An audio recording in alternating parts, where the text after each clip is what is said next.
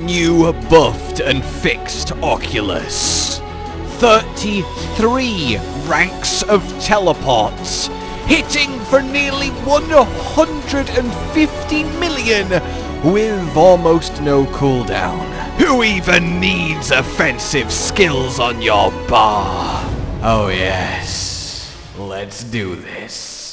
Hello then, my fellow sorcerers, and welcome to what is probably on balance my favourite build I've ever come up with, evolved into Season 5.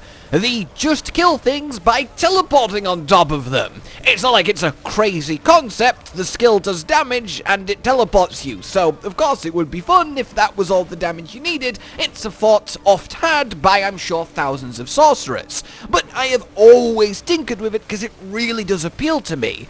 Essentially, I was back in like Season 2 trying to make it work with the charged bolts enchant that fires charged bolts out of people you stun by stunning them with a raiment teleport. It was fine, it was fun, but we've come a long way since then. Last season, I was all about the actual evade, not using oculus because it just wasn't good enough, and you could make it happen without it, using the frosty strides and just blasting through with Arclash powering it. But now we don't need any of that. Now Oculus is insane. And now we can just use our actual teleport, fly around the Hordes, the dungeon, the pit, the Helltide, the whatever. And seriously, the one big advantage of this build is having a nearly no cooldown teleport. So in terms of pure farming speed, it is absolutely unrivaled. Going from groups of Hellborn or Aether Fiends elites to groups of Hellborn Aether Fiends elites, just back and forth and then 1-2-shotting them is so satisfying. Never mind, any other capacity you use this in. It is speed. Absolutely immortally smashing everything as an unstoppable lightning god. This is so much fun, and it has never been better to be a proud representer of the teleport bomb. And I am very proud to be presenting to you this, my latest and greatest version of my teleport bomb. Now, as you are seeing, yeah, it does solid damage. It gets what you need it to get done. But I want to be very clear here. We're killing things with teleport. It's not going to break the meta, it's not the new most incredible tip-top damage, but it's not exactly a slouch either. Comfortably, quickly clearing a pit 110, which again, with teleport just feels so much fun. You can farm tier 7 hordes like no tomorrow on easy mode, which again is so much fun. And also I will be including a slightly changed version that will smash tier 8 hordes, killing the council in less than 2 minutes, again with teleport by the way, and that's the thing you can use if you prefer and want maximum power, but it's a little bit less pure teleporty, if that makes sense. But I just think it is an absolute pleasure to just use teleport and cooldowns to do everything, not having that, normal spammy skill on your bar. And the goal of this really is fairly simple. Make teleport do as much damage as possible, and make it so that you can use teleport as often as possible. And in achieving those two goals, well, this is what I have for you, and I am very, very happy. And hey, it gets through tormented bosses and Uber Lilith just fine as well with its massive teleport burst every time you press the button. And that's why, to me, even if it's not reaching the highest numbers, it's still the best sorcerer build, because it's just so freaking awesome to pilot. Like, seeing every health bar just chunk down every time you press the teleport button is really scratching that monkey brain, releasing those sweet endorphins, you know what I'm saying. So, if this is certainly something that you are a big fan of, wanting to bust out the Oculus and make teleport a frickin' nuclear bomb of a skill, well, this is the way to do it, at least my preferred and favourite way to do it. So, without further ado then, let's get into this with the skill tree. See, I wasn't lying to you. This is, in fact, the skill tree. None of you thought I was lying. 2 points in to Firebolt, both to get to your cars and to make up our first enchantment slot, and indeed, because we are using Oculus and not our regular evade like in Season 4, we don't need the teleport enchant, which means we can have the Firebolt for that lovely burning damage synergy, and then get a different, more useful second enchant, which, let's be honest, we all know it's going to be Ice Blades. It's going to be Ice Blades, but, you know, please promise to act surprised when we get there, and I reveal that it is in fact Ice Blades.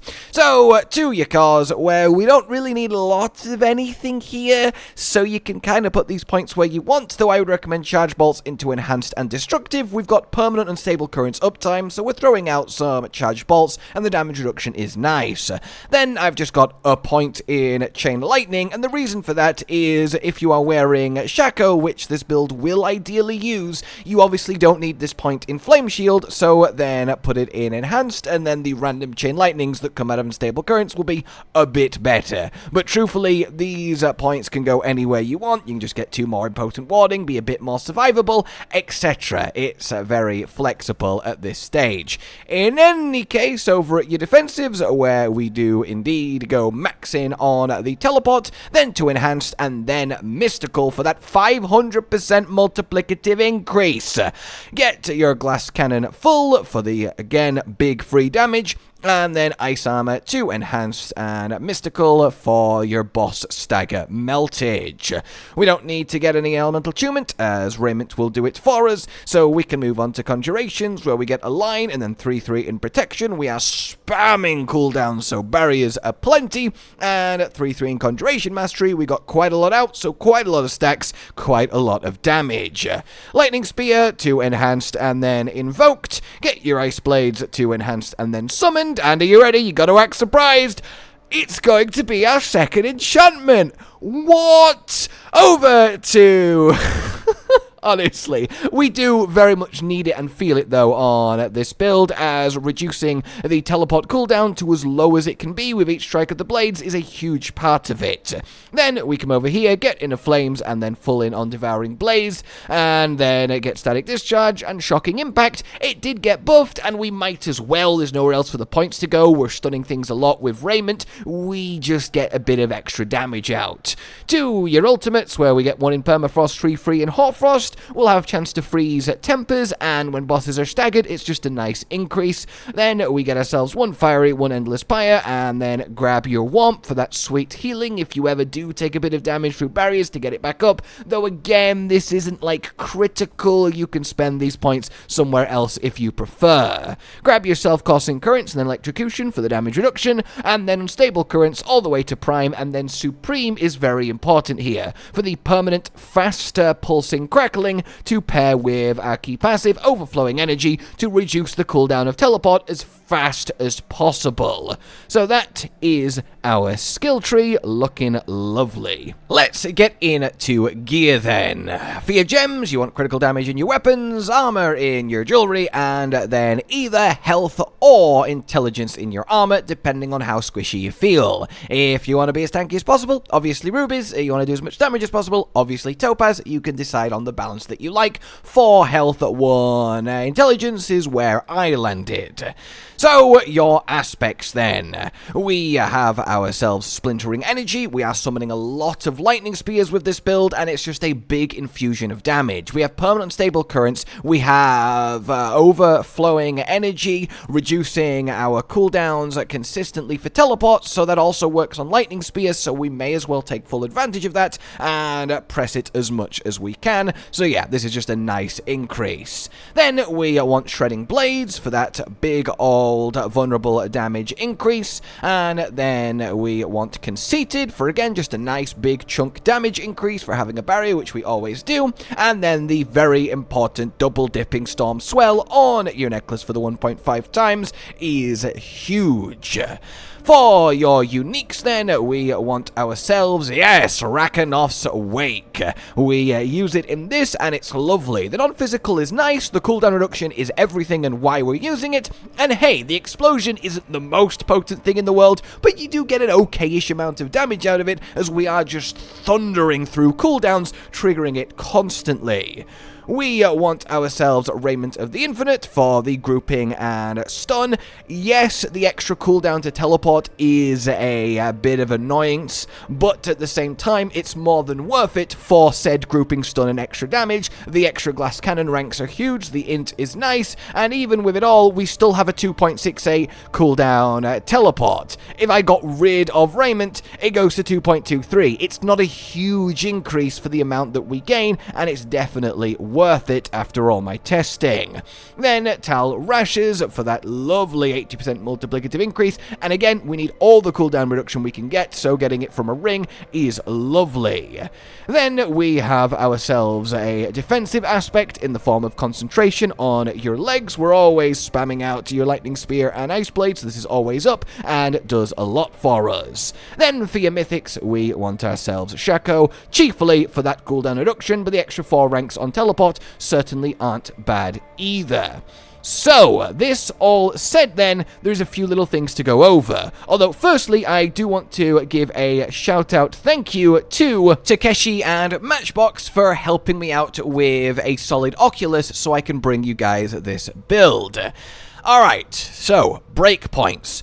Obviously, we want, ideally, 75% cooldown reduction, which is really, really difficult to get. If you do have 75% cooldown reduction, you can get teleport down to about 2.5 seconds with Raiment, about 2 seconds without.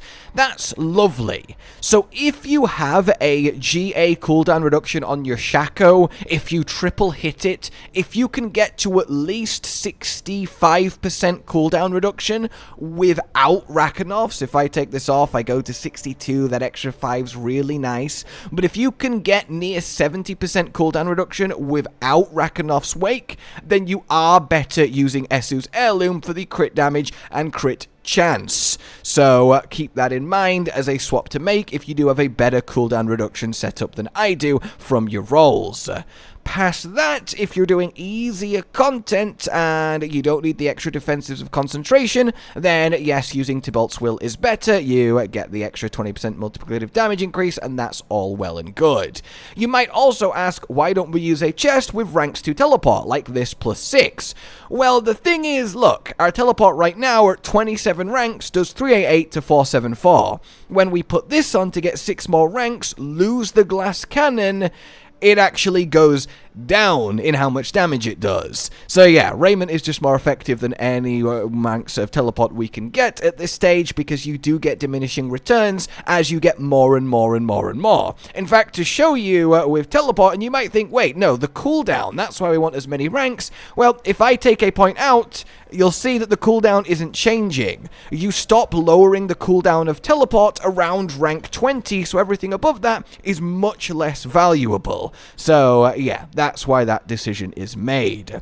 So then your affixes on the pieces that matter. For your gloves, you want yourself critical strike chance, intelligence, and then either vulnerable damage or critical strike damage, though critical strike damage is better. On your ring, you want, once again, critical strike chance, and then ideally critical strike damage, int or max life. On your necklace, you want cooldown reduction, critical strike chance, and then ranks of devouring blaze. Always. I'm really sad that I can't get a perfect one with Devouring Blaze. Conjuration Mastery is fine too, as is Glass Cannon, honestly. If you were going to have the perfect amulet, it would be cooldown reduction, Devouring Blaze, and then either Conjuration Mastery or Glass Cannon. On your focus, you want, of course, cooldown reduction, critical strike chance, and then intelligence. That takes us to tempering. On your focus, you want to get critical strike damage and either poison or shadow damage for the 4th stack of Tal Rashes. On your ring, you want unstable currents cooldown reduction and critical strike damage.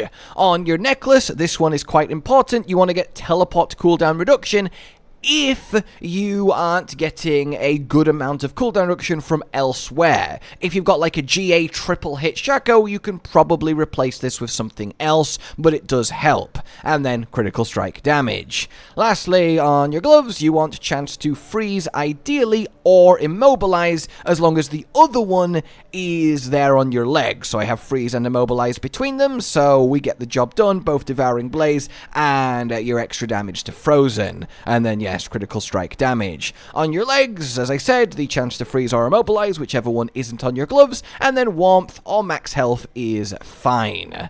So, for your Masterworking hits, cooldown reduction everywhere, get to that 75% if you can. Other than that, your ranks to Glass Cannon on your raiment, and then your ranks to Devouring Blaze, your cooldown reduction, Glass Cannon, or Conjuration Mastery if you've got them on your amulet. So, how to pilot this? Well, first and foremost, as fun as it is to just spam this and explode everywhere, and you can get away with infernal hordes, try not to as much. It's okay to randomly teleport to get out of some fire or a poison explosion, but you're not going to do heavy DPS by doing this, sadly. What you do want to do, though, is just hold down your teleport button so it automatically goes off whenever it's off cooldown. I recommend putting it in your normal spammy skill spot and just keeping it pressed, and then past that, it's press everything the second it comes off cooldown, and that's it. So we'll start doing exactly that, and as you can see, once things get rolling, your teleport cooldown comes off very, very quickly,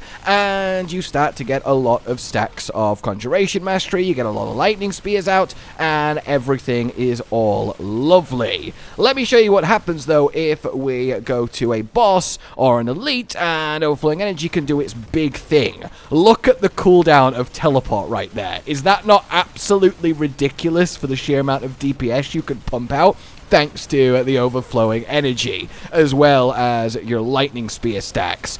Past this, spamming everything, you just want to teleport around the place to every single group of enemies, like so, and you really get some farm speed going as everything resets and you just spam to high heaven. It's quite a straightforward build to play, but it's just so much fun to just keep appearing and splatting every enemy on the screen. So I promised you a tier 8 clearer version that has a little bit of a change, and if you've noticed in the footage, you can tell what the change is. So if you want to take the focus a little bit off the teleport, but it's still the teleport build, you want to put on your Fractured Winterglass so we can start turning this into even more of a Lightning Spear generator, and then you want to make a couple little changes. The first of which is to take some points out of Flame Shield, as you'll probably have Shaco. You can take 1 point out of Warmth, and then we can just get 2 into Frozen Orb. That is completely fine. Get a little bit of extra damage, we may as well. But the main difference you want is to, as we've now lost Storm Swell on our necklace, you want to replace Shredding Blades with Storm Swell, and you want to replace Conceited with your Frozen Orbit to get them to explode twice. Once you've done that, the playstyle remains the same, except you're just going to start seeing Frozen Orbs, and then obviously a lot more stacks of Conjuration Mastery for your efforts.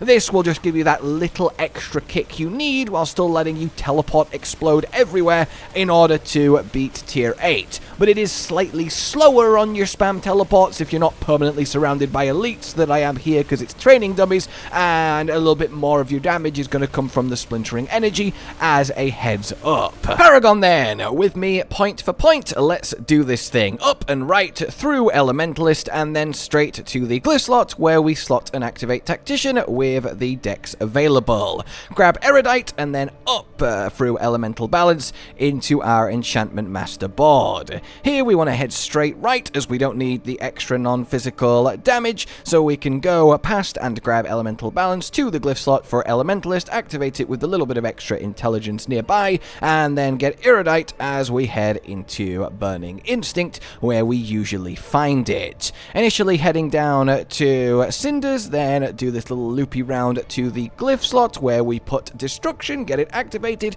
and do grab a little bit of extra dex, heading down here for Smoldering Embers and more dex.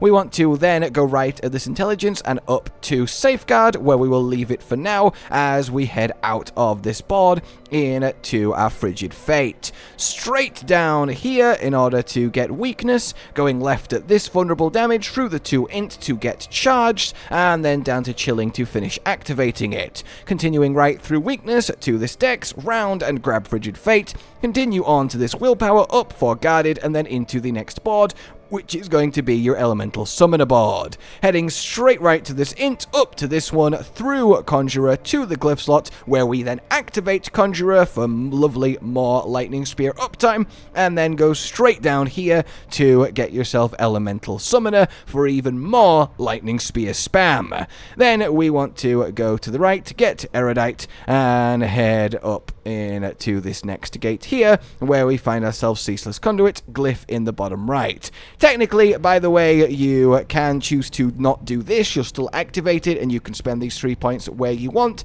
but I just chose to leave them, powering up your Conjurer, a bit more intelligence, that is fine. In any case, up and to the Glyph through the Dex, where we get Flame Feeder. We also want to get Galvanic Catalyst while we're here, and then head up through more Dex into the next board, which is going to be your Icefall board. Arranged like this to the left, we want to go on and into it, go past Frost. This is more important for the Frozen Orb actual Winterglass version for your T8s that I showed you. If it's not, this can just be any random board. We're simply here to activate a Glyph. Continue on getting the Willpower, because here we're going to find Reinforced, and we get the Willpower here too to activate it. Lastly then, we want to go back to Safeguard, head right out of it up to the gate, where we will get ourselves Static Surge. Arranged like this, straight to the GIF via the right, and we get the Dexterity to activate it, along with Incapacitate, and then finally Exploit is in the slot. So that is your Paragon board, all done and dusted. And what else is done and dusted is the build guide. How to make Teleport hit as hard and often as possible, a little bit of Splintering Energy, Lightning Spear spam too for good measure, and just an all-round very mobile, fun build that I am very, very happy with, and cannot recommend enough for just how enjoyable it is to play. Talking of enjoyable, if you did enjoy this, please like, subscribe for more, consider supporting the future of the channel on Patreon down below, and until we meet again, a goodbye. Josh, Cotton, and Hollow with the videos, dropping the humor like a hammer on your tippy toes, bringing entertainment on a daily arrangement to take our insanity and turn it into entertainment. Yes, I said entertainment twice, to reiterate that it is nice to look into your faces on a mostly daily basis when you let us in your homes to make the whole world a stage.